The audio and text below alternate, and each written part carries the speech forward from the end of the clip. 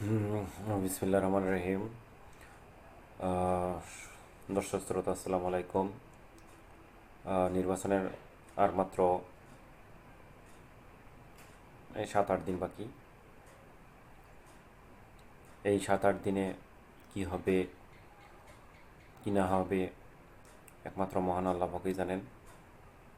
তবে আমরা একটা বিষয় স্পষ্ট বুঝতে পারছি যে আওয়ামী লীগের অনুপস্থিতিতে বাংলাদেশ জাতীয়তাবাদী দল বিএনপি যে কাজগুলো করতেছে, এর ফলে 11 দলীয় জোট যে জামাত ইসলাম করেছে, আহ, তাদের পক্ষে অনুকূল একটা প্রভাব বিস্তার করতেছে। সুতরাং তারা যতই মুখ খুলবে ততই তাদের যে আসল রূপটা মানুষ জানতে পারবে।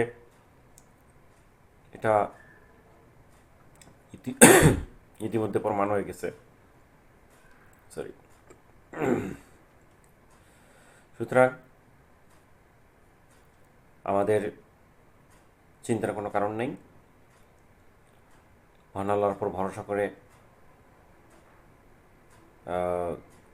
আমরা সামনের দিকে এগিয়ে যাব।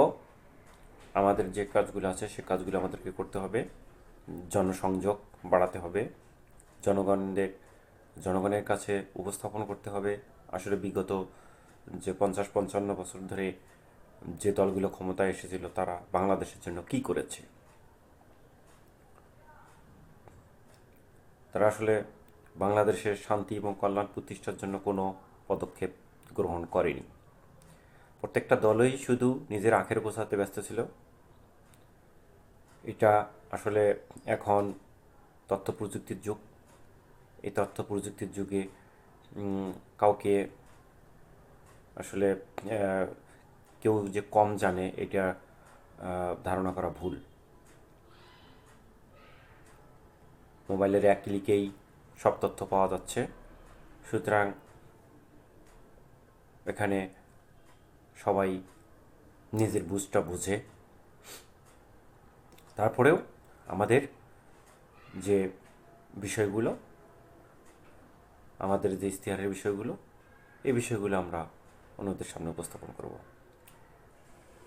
যে বিষয়ে একটা গুরুত্বপূর্ণ ঘটনা কয়েকদিন আগে ঘটে গেল, সে বিষয়টা হচ্ছে জামাত আমিরের এক্স হ্যান্ডেল হ্যাক। এখানে বঙ্গভবন থেকে একজনকে গ্রেপ্তার করা হয়েছে। তিনি জামাত আমিরের এক্স হ্যান্ডেল হ্যাক করেছেন। ডিবি কাছে তিনি ধরা পড়েছেন। আচ্ছা, এই যে জামাত প্রথম থেকে বলে আসতেছে এটা হ্যাক হয়েছে, আমরা এদের সাথে এই নোংরা একটা পোস্টের সাথে আমরা জড়িত নই, এটা বলে আসতেছে জামাত। কিন্তু বিএনপির কেউ এটা বিশ্বাস করেনি। বিশ্বাস না করেই তারা একটা মিথ্যা প্রপাগান্ডার পিছনে যেভাবে সারা দেশব্যাপী মিছিল করলো, ঝাড়ু মিছিল, এই মিছিল ওই মিছিল, তাই এটার মাধ্যমে তারা কি অর্জন করলো? জনগণ তো এখন স্পষ্ট ধারণা পেয়ে গেছে যে আসলে সত্য, কে সত্য বলতেছে আর কে মিথ্যা বলতেছে। বিষয়টা এমন একটা আকার ধারণ করেছে যে এর মাধ্যমে জামাত আমিরের এই আইডিটা হ্যাকের মাধ্যমে বিএনপি বিশাল একটা অ্যাচিভমেন্ট করতে চেয়েছিল, কিন্তু সেটা তারা করতে পারলো না। সেজন্য তাদের মন খুবই খারাপ। তারা হয়তো ধারণা করেছিল যে এই যে হ্যাকটা হলো এটা জামাত আমির করেছে, এটা একটা সমাজ, এই মিথ্যাটাকে সমাজে প্রতিষ্ঠিত করাবে। কিন্তু জামাতের যে এক্সপার্ট আইটি টিম আছে, সে টিম সব কিছু বের করে ফেলছে যে এটার সাথে কে জড়িত। এটার সাথে ভারত জড়িত আছে, বঙ্গভবন জড়িত আছে, এবং বঙ্গভবন মানেই তো হচ্ছে প্রেসিডেন্ট চুপ্পু।